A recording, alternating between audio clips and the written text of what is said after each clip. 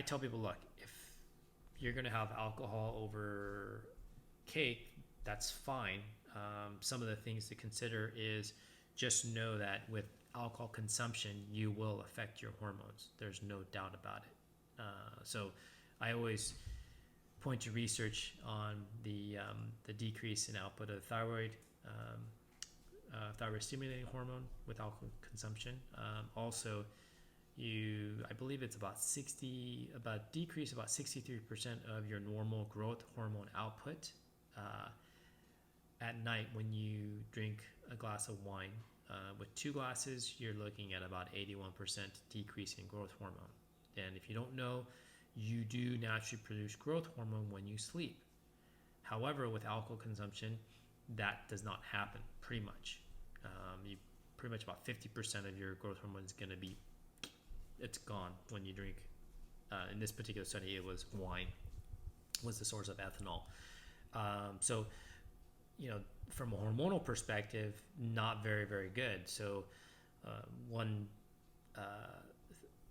symptom I see is a lot of women that are drinking a lot of wine and whatever the reason is, unwind. It's a habit for them to relax, whatever it is after a long day, is that they tend to start to put on body fat, and they also have sleep problems too, so they can't fall asleep.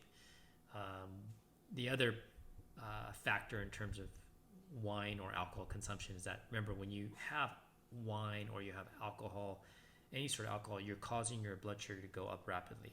So that's sort of the paradoxical effect with alcohol and sleep. You have paradoxical sleep in the sense that people go, oh, give me 2 glasses of wine and I'm out like that.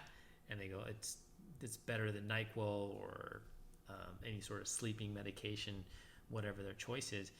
However, it's not good quality sleep. So they might pass out at 12 o'clock, but then at 3 o'clock they're up and they're going, oh my God, why am I up? And they can't go back to bed.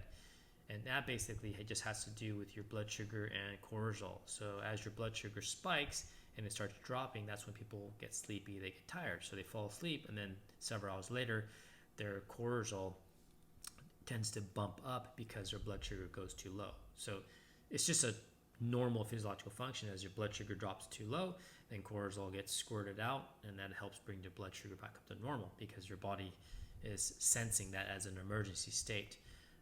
The problem is you're producing the cortisol at the absolute worst time, because when you're sleeping is when the cortisol should be at its lowest.